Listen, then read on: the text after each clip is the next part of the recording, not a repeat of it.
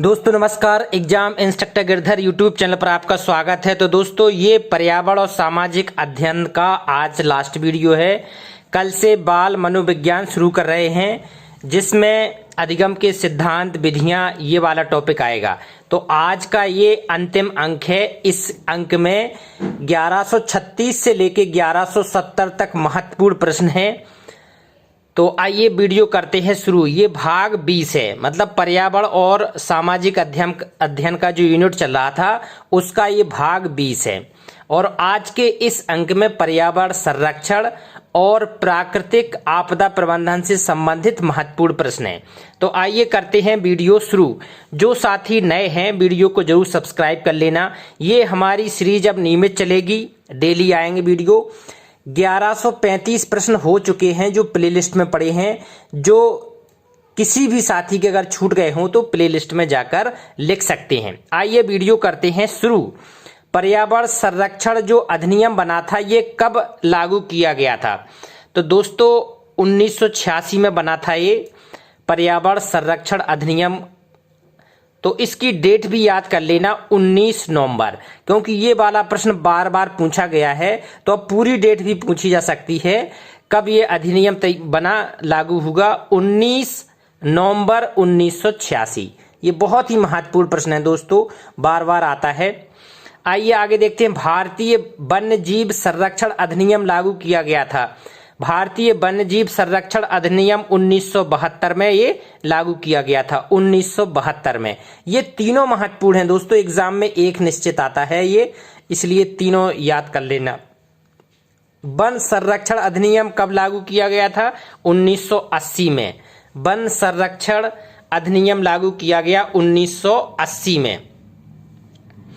आगे देखते हैं। पर्यावरण संरक्षण हेतु स्टॉकहोम सम्मेलन हुआ था। स्टॉकहोम एक जगह है स्वीडन में, स्वीडन देश में। तो पर्यावरण संरक्षण के लिए स्टॉकहोम सम्मेलन किस सन में हुआ था? ये बहुत महत्वपूर्ण प्रश्न है। ये 1972 में हुआ था स्टॉकहोम सम्मेलन। आगे देखते हैं। समुद्री पर्यावरण रक्षा हेतु हेलसिंकी सम्मेलन कब हुआ था? हेलसिंकी सम्मेलन हुआ था 1974 में। ये सारे आपको अधिनियम के ये अधिनियम और जो सम्मेलन कहाँ कहाँ हुए थे महत्वपूर्ण, ये बहुत ही जरूरी हैं आप लोगों के लिए। आगे देखते हैं। समुद्री प्रदूषण एवं अपशिष्ट रोकथाम। समुद्री प्रदूषण एवं अपशिष्ट रोकथाम हेतु लंदन में जो सम्मेलन हुआ था ये कब हुआ था? लंदन में जो सम्मेलन हुआ था 30 अगस्त 1975 में हुआ था। समुद्री प्रदूषण एवं अपशिष्ट रोकथाम हेतु कहां पर हुआ था सम्मेलन? लंदन का। लंदन में हुआ था 30 अगस्त 1975 को हुआ था। आगे देखते हैं। ओजोन संरक्षण। ओजोन संरक्षण एवं हानिकारक पदार्थों के उत्सर्जन पर होने वाले वियना सम्मेलन कब हुआ था? वियना सम्मेलन। वियना सम्मेलन हुआ था 1985 में। किस पर्पज से? ओजोन के संरक्षण और जो हानिकारक पदार्थ हैं इनके उत्सर्जन पर होने वाले, जो इनमें उत्सर्जन होता है उनकी कमी करने के लिए और ओजोन के संरक्षण के लिए सम्मेलन वियना का हुआ था 1985 में। ओजोन परत को बचाने के लिए एक मॉन्ट्रियल प्रोटोकॉल हुआ था। मॉन्ट्रियल कहाँ पर है? शहर है मॉन्ट्रियल, कनाडा में। तो यहाँ पर हुआ था ये ओजोन। ये बार बार आता है एग्जाम में, इस तरह भी आता है कि मॉन्ट्रियल प्रोटोकॉल जो हुआ था ये किसकी रोकथाम के लिए हुआ था? तो ओजोन परत की रोकथाम के लिए हुआ था। कब हुआ था? 16 सितंबर 1987 को हुआ था। इसलिए जो 16 सितंबर को ओजोन संरक्षण दिवस के रूप में भी मनाया जाता है। ठीक है। आगे देखते हैं। मॉन्ट्रियल समझौते में कितने देशों ने भाग लिया था? मॉन्ट्रियल जो समझौता हुआ था दोस्तों उसमें 47 देशों ने भाग लिया था, 47, और हस्ताक्षर किए थे मात्र 33 ने। तो जैसे भी एग्जाम में आ जाए कि टोटल देश कितने थे? 47, 47, और हस्ताक्षर किए थे 33 ने मॉन्ट्रियल समझौते में। मॉन्ट्रियल समझौते की तारीख जो 16 सितंबर थी उसको किस तिथि के रूप में मनाया जाता है? ये एग्जाम में बार बार आता है दोस्तों, बहुत ही महत्वपूर्ण है प्रश्न ये। तो विश्व ओजोन दिवस के रूप में मनाया जाता है 16 सितंबर को। हर साल 16 सितंबर को विश्व ओजोन दिवस के रूप में मनाया जाता है, विश्व ओजोन दिवस।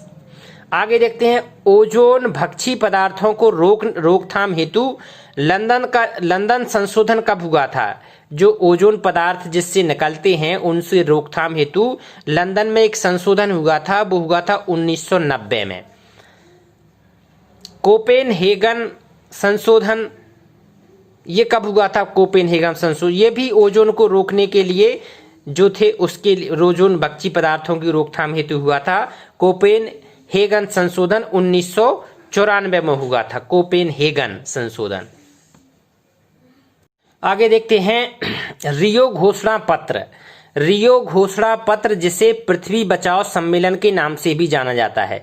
रियो घोषणा पत्र जिसे पृथ्वी बचाओ सम्मेलन के भी नाम से जाना जाता है, ये कब हुआ था?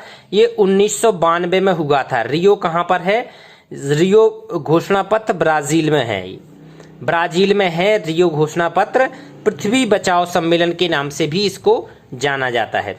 आगे देखते हैं, संयुक्त राष्ट्र पर्यावरण कार्यक्रम। संयुक्त राष्ट्र पर्यावरण कार्यक्रम नैरोबी घोषणा पत्र कब हुआ था? नैरोबी घोषणा पत्र हुआ था 1997 में। नैरोबी घोषणा पत्र हुआ था 1997। पर्यावरण की सुरक्षा हेतु, पर्यावरण की सुरक्षा हेतु पर्यावरण की सुरक्षा मूल कर्तव्य है। पर्यावरण की एक ही इसमें डाला गया है मूल कर्तव्य में।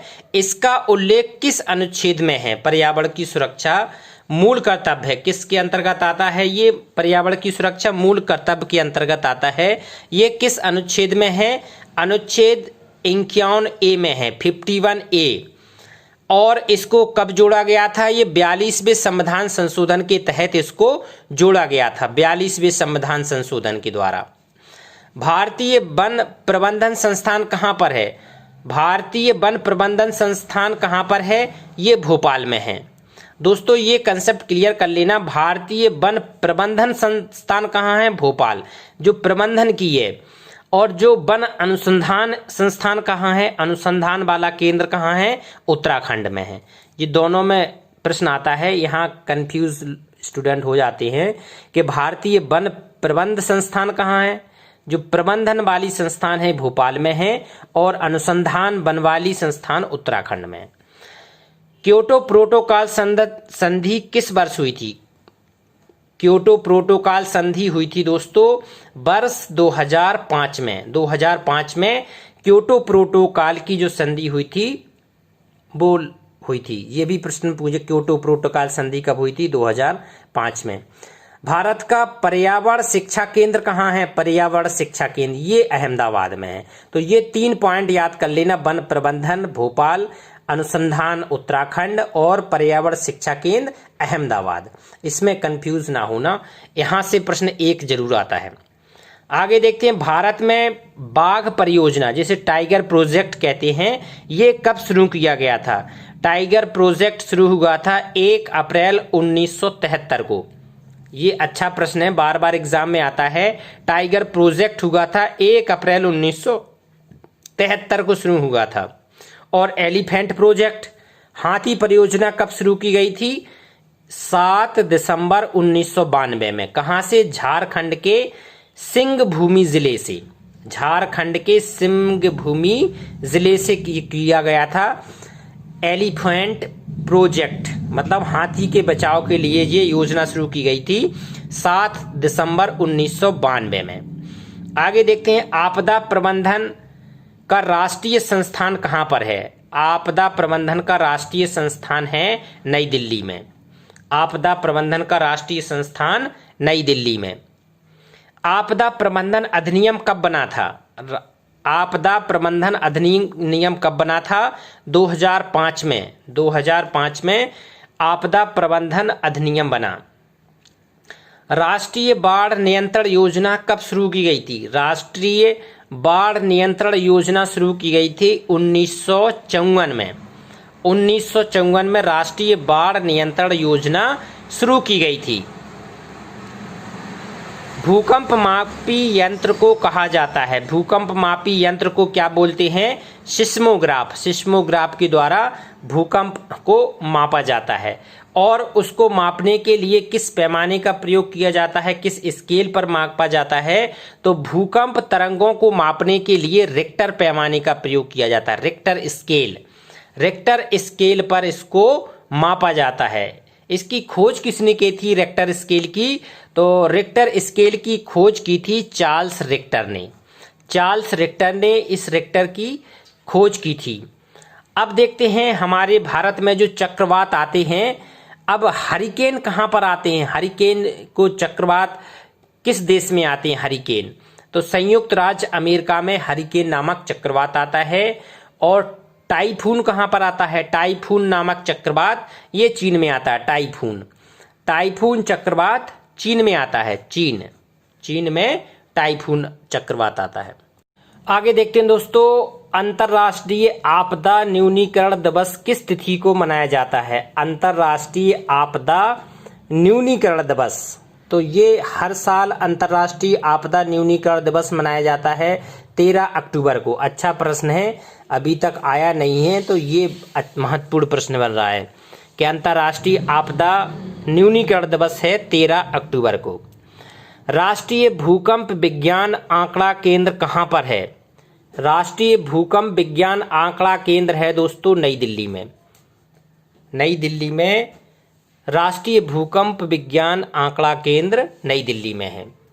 भूकंप की दृष्टि से सबसे प्रभावी क्षेत्र कौन से हैं? भूकंप की दृष्टि से सबसे प्रभावी क्षेत्र दोस्तों है हिमालय। हिमालय में क्षेत्र में सबसे ज्यादा भूकंप आते हैं। इसके बाद गुजरात की जो गुजरात राज्य है, यहाँ की तटी में भी दूसरे नंबर पर सबसे ज्यादा आते हैं। तो अगर आपको एग्जाम में सबसे ज्यादा पूछा जाए तो हिमालय क्षेत्र में सबसे ज्यादा भूकंप आते हैं। सुनामी लहर चेतावनी प्रणाली केंद्र की स्थापना कहाँ की गई है? तो ये चेन्नई में की गई है। सुनामी 2004 में जो भयंकर सुनामी आया था उसी के लिए फिर चेतावनी प्रणाली की शुरुआत की गई है चेन्नई में। तो ये बहुत महत्वपूर्ण हो गए हैं प्रश्न। 1170 1170 महत्वपूर्ण प्रश्न हो गए हैं। अब इसमें आपके कौन कौन सी यूनिट हो गई? आपकी विज्ञान हो गया है, पर्यावरण वाला टॉपिक हो गया है। अब नेक्स्ट आपका स्टार्ट कर रहे हैं बाल मनोविज्ञान नेक्स्ट वीडियो से। तो दोस्तों जो नए हैं, देखो वैकेंसी तो आनी ही है, ऐसा होगा नहीं। कई लोग सोच रहे हैं कि वैकेंसी नहीं आएगी, एकाएक आएगी, एग्जाम भी होगा और देख लेना सभी लोग देखते रह जाएंगे। इसलिए तैयारी अपनी जोरों से रखो। जो टीईटी क्वालिफाई हैं वो तो दिनों रात जुट जाओ अभी से, और जिन्हें टेट निकालना है वो भी अपने इसके नोट्स बनाते जाओ, क्योंकि ये ऐसे महत्वपूर्ण नोट्स आपको और कहीं नहीं मिलेंगे। इसलिए बिल्कुल सही तरीके से ईमानदारी से तैयारी करना, तभी सफलता मिलेगी। नमस्कार।